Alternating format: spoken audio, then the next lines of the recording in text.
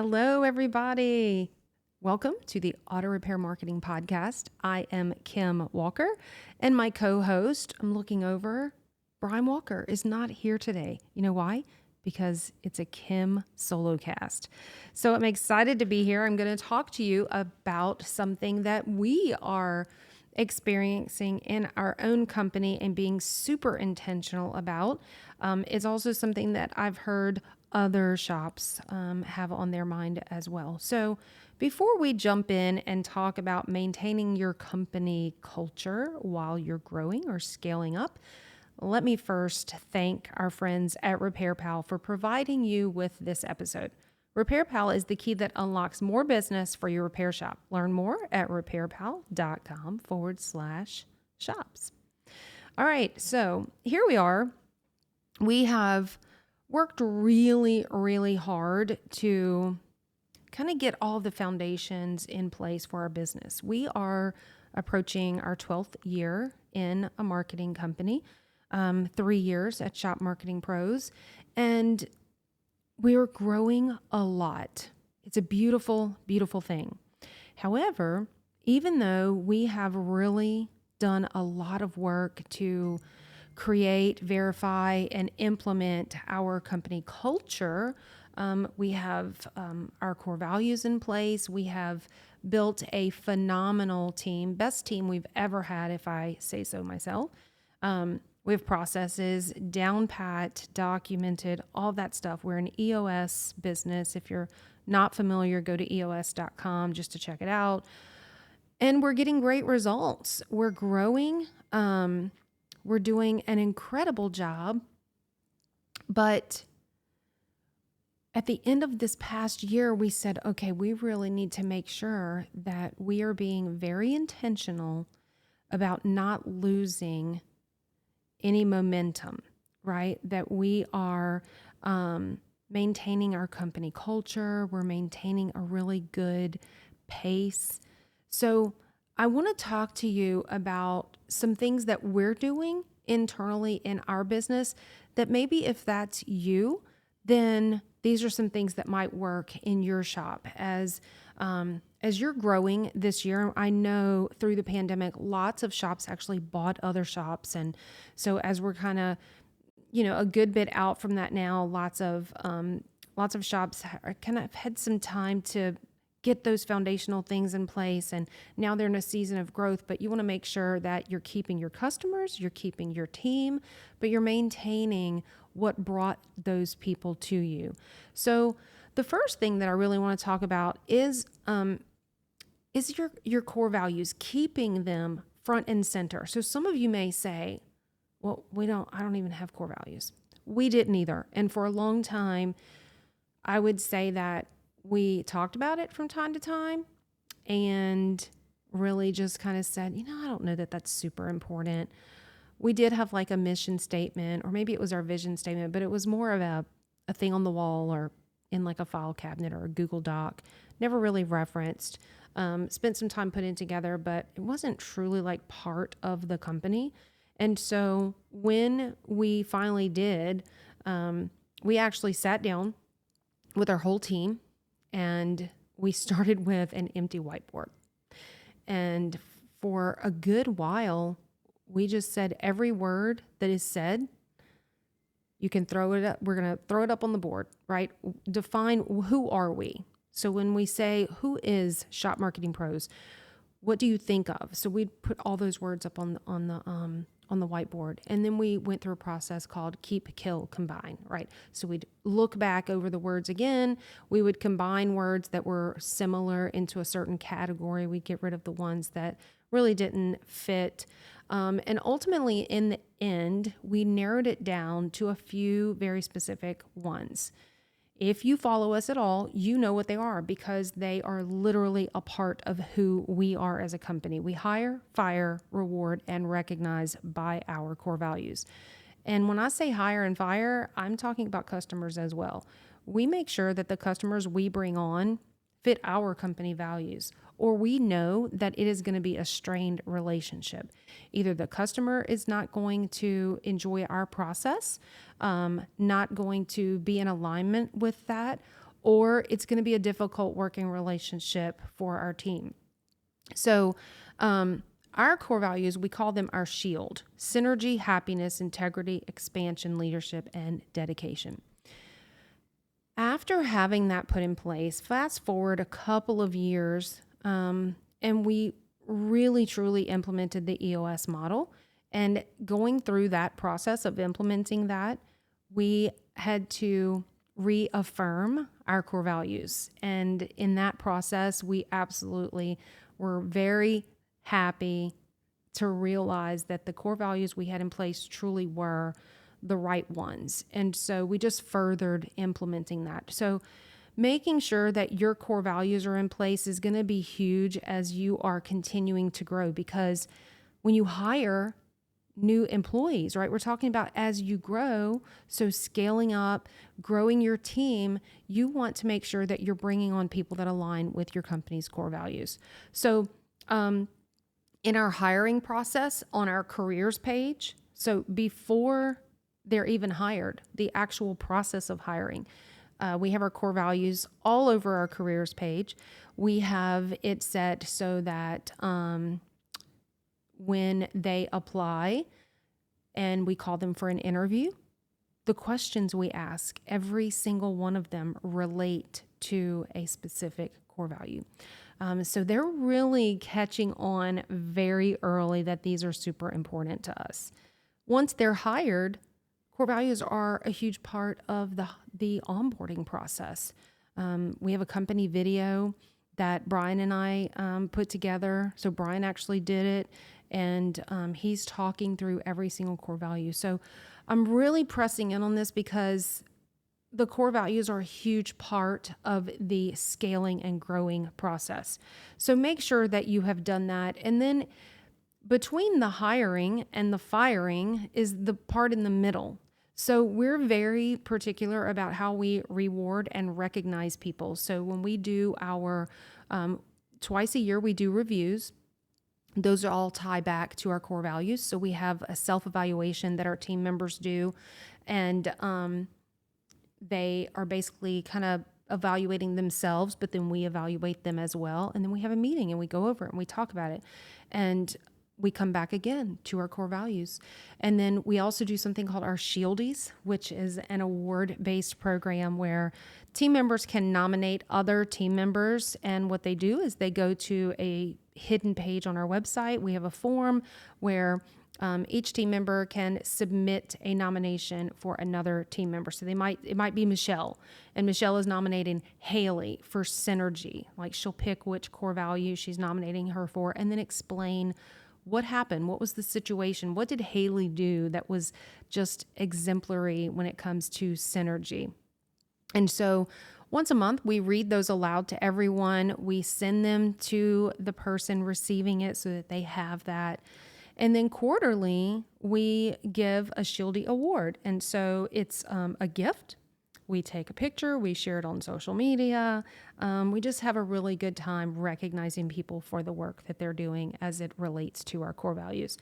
So if something happens and that person is no longer kind of fitting in with the core values, they've made, at what point someone needs to be fired. We believe in hiring slow, make sure you're getting the right people, and then firing fast. So if someone, we go through that process. So typically, it's very rare that we've had to fire anyone, but when we have, they really knew it was coming. They knew I really was not holding up this core value, or, this core value was in question, or whatever it might be. So we always tie, when we do let someone go off of the team, they know which core value was broken, so to speak. And then finally, as we're talking about core values, decision making.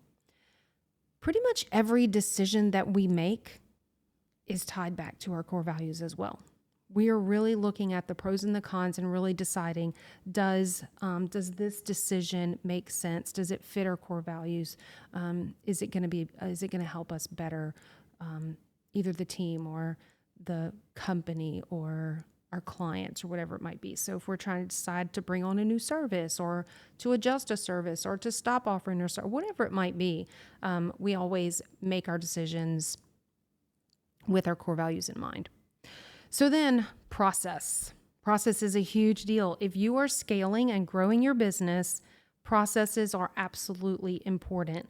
When you hire a new person, you want to be able to have that whole process documented so that when they come in, you're not recreating the wheel every single time. You need to be efficient and effective when you're scaling, and maybe you decide to add on a new service. Well, what was the process for adding a new service in the past? How did you do that? How did you implement it? How did you record those processes and those procedures and train your team? So really make sure that your processes are fully documented, that they're practiced by everyone. And I also think it's super important that your team appreciates the process and they understand the process. You know, if it's one of those things where you come in and you're like, oh, I created this new process and this is how things are going to be done, that's very micromanaging. On our team is actually creating the processes. It is very rare that we as leadership come in and mandate this is how you have to do this. So there are times when that's going to have to happen. But for the most part, if you want that buy-in and appreciation and for everyone to want to understand, then they need to be a part of creating those processes. So just kind of look at that whole situation. And I will again reference EOS. Was really something that helped us get all of this in place. You don't have to be an EOS business in order to have processes in place. There are plenty of coaches in this industry who are big about helping shops get processes in place. So reach out to a coach and see if you can get some help with that. All right. I mentioned onboarding earlier. So how do you do that? Is it documented? Can it be duplicated easily? Right? When we're talking about scaling and growing, then duplicating your processes is going to be super important, like we were talking about a minute ago. And that's going to really come back to your onboarding. So for us, now we're not a shop, right? We're a marketing agency. So a lot of what we do is recorded on video, and we have a library, a standard operating procedures document where all these videos and documents are linked. They're categorized by department, if you will, and how do you do this? How do you do that? They're all linked to videos that explain exactly step by step how to do that. For you as a shop, you're going to want to define what that looks like for you. But again, if we're talking about maintaining your company culture, processes are a part of that, and how you onboard people, because you want them to get it from the very beginning, what your company culture is. How do you communicate? How do you relax and recharge? And how do you maintain relationships? So I'm going to talk more about that in just a few minutes. But before you can get to all of that more fun culture kind of stuff, you have to make sure that the basics are covered. And when I say basics, I'm saying core values, processes, hiring, onboarding, all of that stuff. So I told you earlier that it's important to hire slow, right? Let's make sure that we're getting the right people on the bus. There are certain books, if you've read, you know exactly what I'm talking about. The right people on the bus and in the right seat. So once you've done all of that, you've explained your core values. They understand the processes. They've gotten familiar with their team members.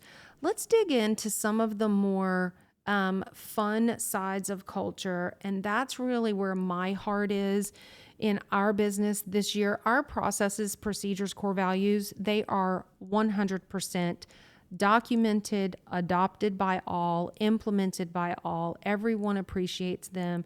There's complete buy-in. We have that down pat, like excellent. We also have the relationship part in a great place. I don't want to lose that. So Brian and I and JR have had very intentional discussions about let's make sure that this year, 2023, as we grow, that we don't lose any of our synergy, happiness, integrity, expansion, leadership, and dedication. So in doing that, we're going to protect our team. We're going to protect the new team members that come on, but we are also going to protect the relationship that we have with our customers. I know there have been times in the past, or not times in the past, there are other businesses that I've seen even here locally where they grew a lot, but they lost their company culture and ended up failing. It was really a sad situation. So we want to prevent that. And so here are some things that I know for us in our business, we want to make sure that we are being super intentional about maintaining. So one of the things, right, we are all remote. Now I'm going to share with you from our perspective, and you'll want to relate that to your business as a shop. I don't know what your internal communication is. Like, we love to use Slack. We're all remote. So, I mean, shops use Slack as well. That's a great tool to use. And randomly, I will do these, they call them Kim games. So in our Slack, by the way, Slack is an app that you can use for internal communication. It has a wonderful app for the phone, and it's an app on the computer as well. And it's super easy to use and highly effective. That is not where we do our project-based communication. That's more of the really fast, quick little messages or quick questions, things like that. And in our Slack channel, we have it, in our Slack team communication program, we have it broken down into a bunch of different channels.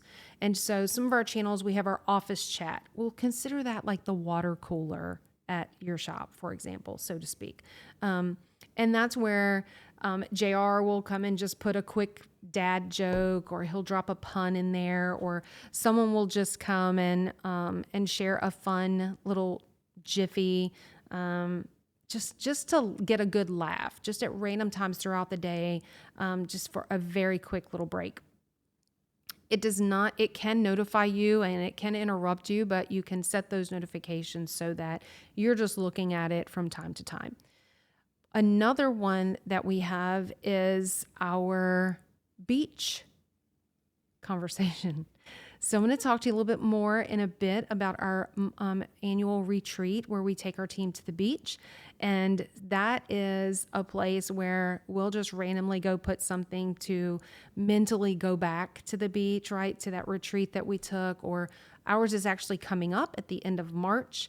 And so we may post in there, every now and then I may just go drop a link to the beach house where we're staying and say, break is coming soon, right? Just to kind of maintain that happiness and just a little breather and that sort of thing. I'm actually going to take a quick look over here. Some of our other Slack channels. So we have a leadership channel. That's Brian and JR and I, if we need to have a quick leadership, just quick discussion. Each of our teams has their own channels. So our messaging team, our SEO team, so on and so forth. But then we also have a channel called Car Talk. And that is where we'll literally go in there to post something specific about the automotive industry, or a car or a part or a tool, and just talking about that. So you can break your Slack into different channels. So your teams can have a channel. You can have fun. Maybe you call it company culture, or like we call ours beach. We have one, actually there's one called Hello Sign. So when a new customer signs an agreement with us, it comes in there, and then we also have a great news channel where we just share fun kudos and great things that are happening. So think about how you can implement Slack into your company and make it part of your company culture for just some quick little day-to-day engagement or conversations here or there. Then there's also the chance to have private messages, one person with one person. But I will go into our Slack office chat and play a Kim game. I'll just throw out something silly and random. The first person to post a picture of something purple is going to win a $10 gift card or $10 cash on your PayPal or whatever it might be. So that often ends up being a really fun, just spontaneous thing, just to bring some happiness into the moment. Another thing that I did recently was, I think it was like just a Monday and Thursday. It was a very busy day and we had lots going on. And I just came in there and said, drop a photo of your workstation, because we're all remote. And I realized lots of people don't know what everyone else's workspace looks like. You know, when you're in an office, you see, oh, I love that pen, or I like that desk caddy that you have there, or whatever it might be, right? We don't see that, or how their space is decorated, or what their color vibe is. And so I put in there and asked people to drop a photo of their workstation in. And then I said that I'm going to pick personally one of them to win. And again, it's just a random, whether it was $10 on your PayPal or a coffee delivery or whatever it might be. So those are just some things you could certainly have the team members vote on the toolboxes or whatever it might be. The Slack channel is also a great way, side note, where you can have a channel for OMG, right? Maybe that's the crazy things that happened in the shop that day. And so your team members can grab a video or a photo of something and put it in that Slack channel. If you were working with us, you could invite us to your Slack channel and they could drop photos right there in that. So there's all kind of things that you can do for fun with Slack. So again, I call them Kim games, contests like the thing I was talking about a minute ago. JR does dad jokes and puns. So that is a cool thing that you can do as far as games go. Surprises. Okay, so this is something I want to be even more intentional about this year than I was last year. I did this a pretty good bit last year. But one of the things I really enjoy doing is sending little postcards or letters, cards, notes to my employees, family members. I've sent JR's kids little notes before. Michelle's kids, I sent them notes before. So Michelle is a single mom. And it occurred to me one day, I'm like, Brian tells our son what a great mom I am. Who is telling Michelle's kids what a great human, a great woman, a great employee, a great whatever she is? And so I just took a quick moment. I wrote a note to all three of her kids individually, put a stamp on them, put them in the mail, and she messaged me crying because her kids, one, were super excited to get their own mail. And then when she realized that someone had told her kids what an amazing person she was and how much we love her and how smart she is and how witty she is and how funny she is, like we just raved about Michelle as a person. What do you think that did for her with loyalty to us and happiness being on our team and all of that? It did a lot.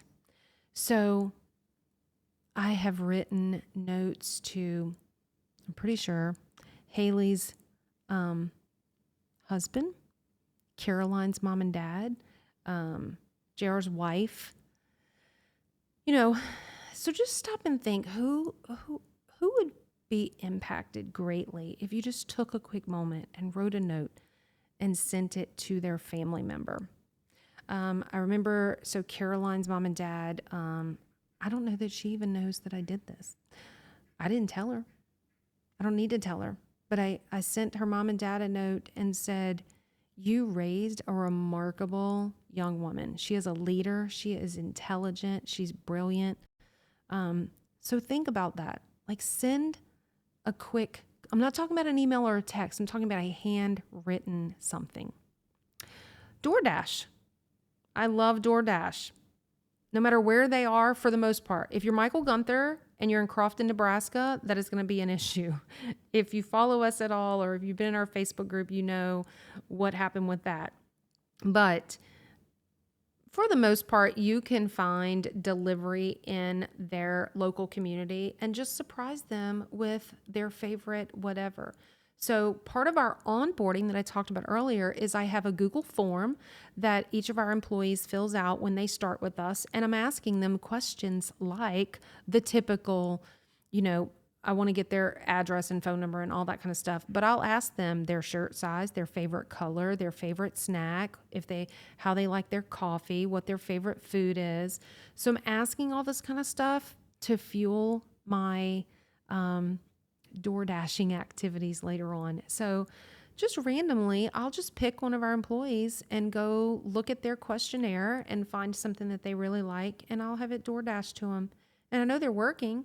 So I'll message them and say, hey, somebody is approaching your door. It's from me. Can you just go answer the door? So have some fun with that. Just surprises. I've also door dashed dinner to our employees randomly. Just, if I know one has really kind of had a challenging day, then I may say, hey, dinner's on me tonight. Go home and relax, and you don't need to cook. You don't need to think about what to cook. You don't need to make a decision about what dinner is. I got it covered.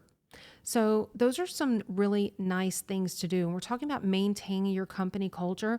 These are things that keep your team members attached and happy and engaged. So we have a morning meeting every single morning, 8:15 on Zoom. We call it our stand-up meeting because it's intended to be really quick. Each person goes through very quickly and says, today I'm grateful for fill in the blank, and my top priorities today are this. So we each go around, and it's more about us just connecting together early in the morning before we get our day going. So that's one thing. If you don't have a quick company meeting first thing in the morning. So ours is at 8:15. Obviously, as a shop, you would have to pick not the most busy time when maybe customers are dropping off. Maybe it's a few minutes before you open your doors. So if you open it at 8 o'clock, maybe it's at 7:50.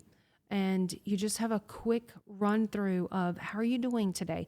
It is very often in that stand-up meeting that I'm just going to brag for a second. I have a really high emotional intelligence. I can just sense that something is off. And so I'll message them in Slack very quickly and say, hey, Samantha, you seem a little concerned today. Is something on your heart? Is something on your mind? Are you okay? Do you need to talk?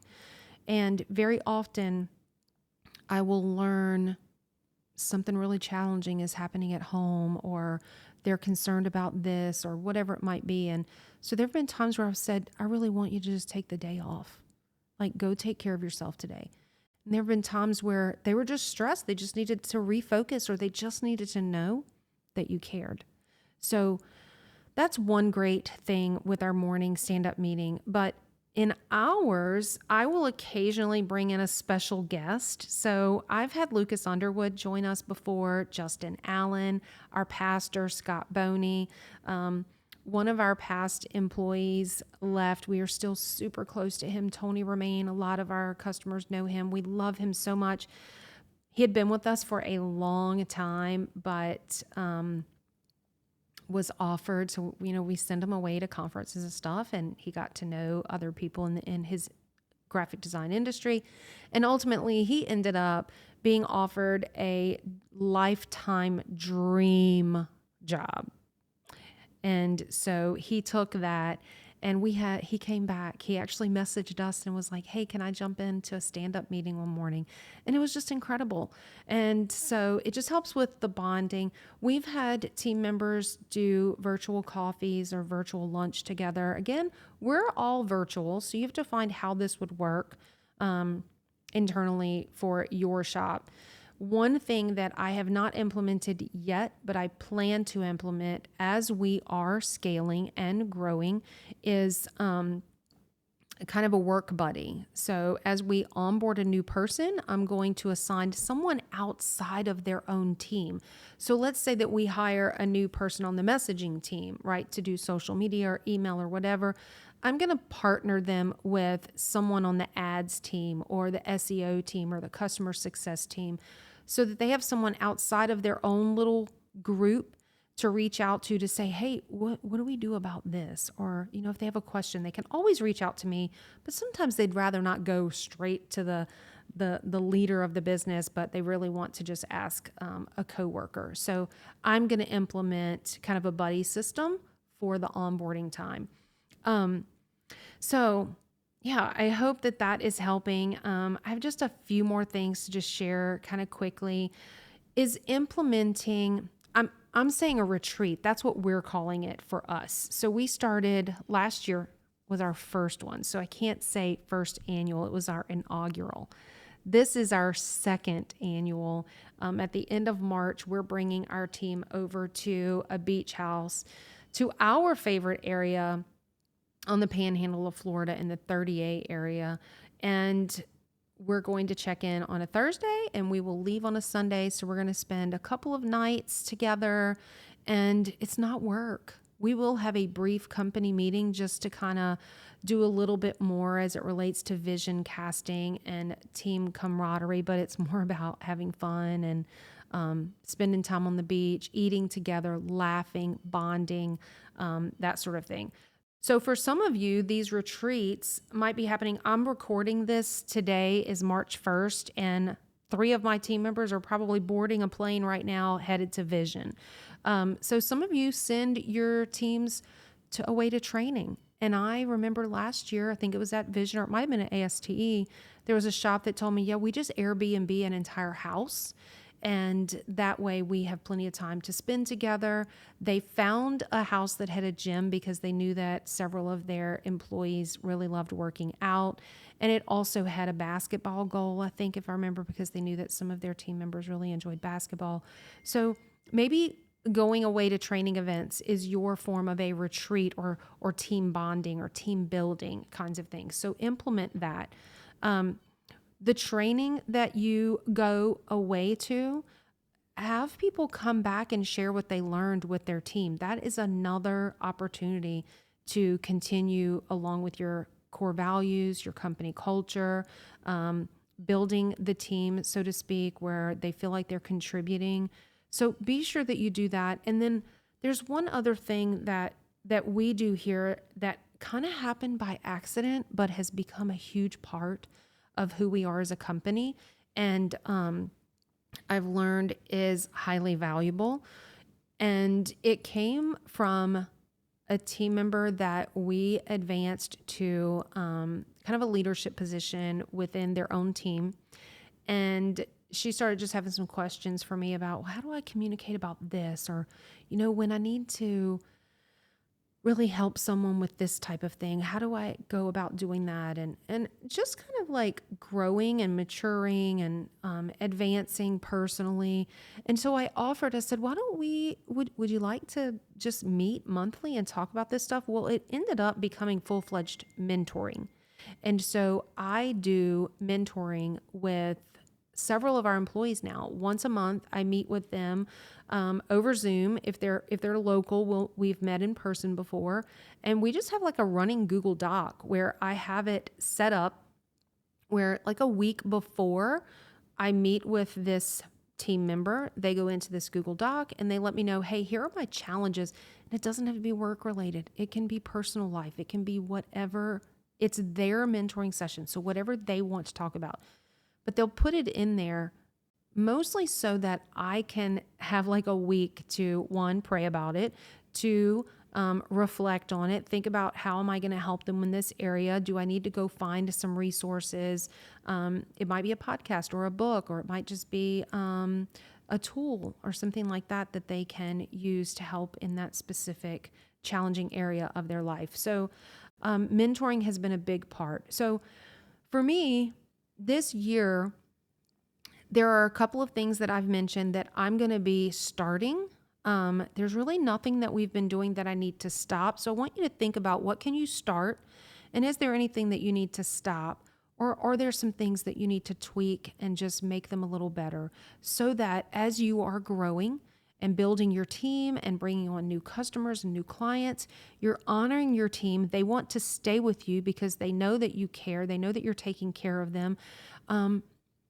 And maybe part of that is they like being there because you do have processes and expectations, and there's no gray area. They know what is expected of them. And so getting all of those things in place, and then in doing all of that, it's going to also protect the relationships that you have with your customers. So I'm actually going to be recording another podcast in a few minutes that's going to talk a little bit more as it relates to customers and partners and vendors and things like that. But for today, I really wanted to sit down and spend some time with you talking about maintaining your company culture. What I would really love is if you have experienced this, maybe you're on the other side of it. Maybe you've already been through a big growth spurt, and either it didn't go so well and you learned some lessons, or it did go well and you have some tips or techniques or ideas to share. I would love to hear from you. So email us podcast@shopmarketingpros.com and tell me what was your experience with maintaining your company culture as you grow. And I'm going to actually share that with your permission, share that in our Auto Repair Marketing Mastermind Facebook group. So if you're not in there yet, rush over, come join us. We're like close to 700 strong in there. It's a great group where shops are specifically talking about marketing. And we'd love to have you there. Otherwise, you can find us at shopmarketingpros.com. We are just one of the many podcasts that are a part of the Aftermarket Radio Network. With Carmen Tracy Capriota, we love them. And you can find the other shows at aftermarketradionetwork.com. Go and give them a listen. And until next time, go fill those bays.